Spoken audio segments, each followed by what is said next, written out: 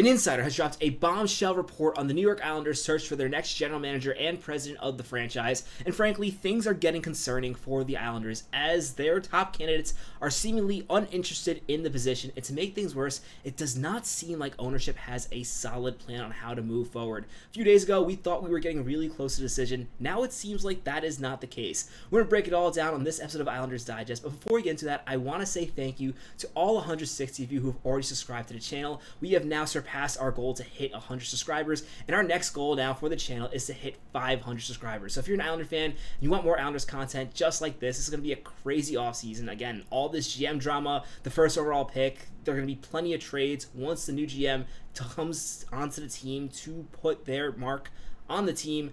If you don't want to miss all that, be sure to subscribe to the channel. Now let's talk about this update coming from Arthur Staple of The Athletic. And he's been posting daily updates on Twitter, as have other Islanders newscasters, as they're really trying to get a sense of what is going on with this GM search. And it seemed like a few days ago that it was really down to one or two candidates, and the Islanders were getting really close to making a decision. Now that is not the case. Arthur Staple tweets, "We have no updates on Ken Holland, Jeff Gordon, or Mark Bergevin." And it's seeming like the reason for two of those is they are not interested. Ken Holland is seemingly uninterested in being the GM of the New York Islanders, and Jeff Gordon is currently with the Montreal Canadiens. As far as we know, the Islanders were very interested in him, but the Montreal Canadiens did not want to give him up, rightfully so. Mark Bergevin is available. We know the Kings are also interested in Bergevin. He was an assistant to their GM, Rob Blake, before he got let go. Obviously, there is interest there. But still, it does not seem like things are moving forward with Bergevin either. And this is concerning for the Islanders. I mean, just a few days ago, it sounded like they were pretty much done with this search. And now we're hearing new news that there's a possibility that Lou Lamoriello stays on as an advisor to the new GM. And they are now looking for a potential first-time GM. As it really seems like the Islanders really had their heart set on these three candidates, and now that it's apparently seeming like they are not going to be an option, they're really circling back and reconsidering their options. Now, as we know, while Lou Lamoriello was not extended by the New York Islanders, they did make it interesting when they moved on from Lou Lamoriello, where they said they were not extending the contract, but they did not clarify that he was being fired. And we did get clarifications after a few days when he was put back on the Islanders website that Lou Lamoriello was still coming to work. He was still fulfilling the rest of his duties with the Islanders. So I guess technically you could say that Lou Lamoriello is still the general manager of the Islanders since he's still there. Now, he's not going to be the next general manager of the Islanders. That much is clear. They're not extending that contract. Though this decision to potentially keep him around as an advisor to a younger GM is really interesting. And I think it's going to have a lot of Islander fans divided, including me. On one hand, Lou Lamoriello does have a ton of experience, and if you're bringing in a younger GM, it could be a good idea to have Lou offer some advice. But you do want this new GM to kind of have the ropes to the team. And with Lou Lamoriello being such a big figure in hockey, you know, a Hall of Fame GM, somebody that all the players on this team look up to, is it really the best idea to still have him in the front office? Now, one thing that does actually give me a little more confidence in this decision is I really do like some of the assistant GM candidates, the younger GM candidates, the ones who have never been a GM before. I really think that's where the most potential for the Islanders is. So if ownership thinks the best way to do that is to hire a younger person and then keep Lou Lamoriello around to really just give them, I don't want to say mentor them because he's not going to be mentoring them. It's going to be this new GM making decisions. But give them advice, then perhaps that's not the worst thing. But I do have my concerns, especially considering one of the biggest reasons why the Islanders wanted to hire a new president and why it was not the right decision just to move Lou Lamoriello to president and hire a new GM, have Lou Lamoriello hire a GM, which is what a lot of teams do when they move on from GMs they like. They have them be the president, but they make them hire a new GM. And the issue with that for me with Lou Lamoriello was a lot of the mistakes that Lou Lamoriello made. I know he made some mistakes on the roster. We've already talked about that. But the bigger mistakes, in my opinion, was organization-wide, where he just did not build a good enough staff when it comes to both scouting or when it comes to the AHL. In general, the Islanders staff was pretty barren of talent. It was pretty much just Lou Lamoriello, and that was really concerning. So I really question that decision to really have him around as an advisor when one of his biggest mistakes is the way that he constructed his front office.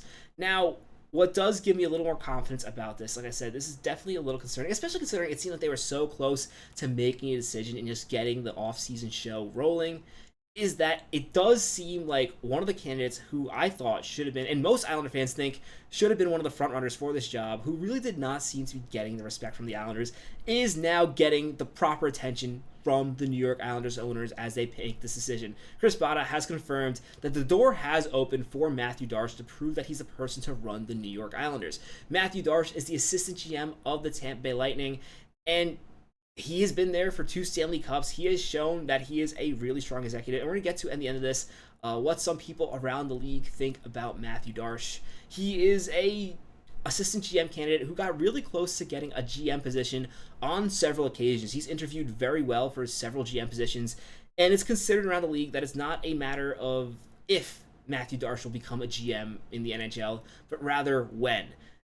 And while I don't like the idea of Lou Lamoriello sticking around and being an advisor for Mathieu Darche, if this is what it takes for the New York Islanders ownership to do the right thing and bring in somebody like Darche as opposed to somebody like Holland or Marc Bergevin, who pretty much is just going to make the same mistakes that Lou Lamoriello was making with this roster, then I feel like that is not the worst price to pay. Islander fans, they want this GM to really have a more analytical view, also be better at running the salary cap, because that is one of the biggest mistakes Lou would consistently make, giving veterans that really did not provide that much value anymore these horrendous, just absolutely horrendous contracts. And that's something Darche does not do with the Tampa Bay Lightning, and a big part of his job with the Tampa Bay Lightning has been cap management, which is only to get more and more important in the future of the NHL.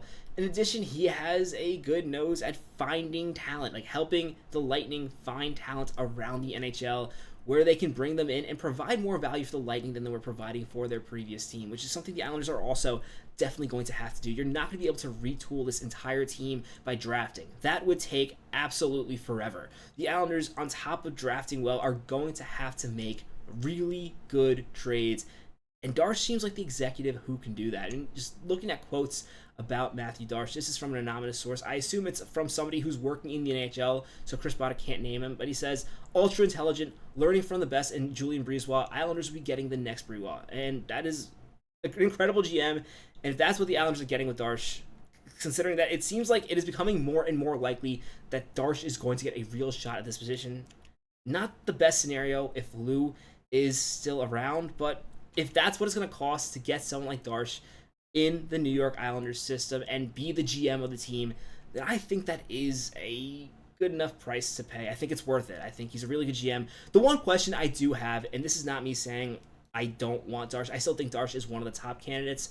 I do still like Kekalainen, although that is a little bit of a controversial take.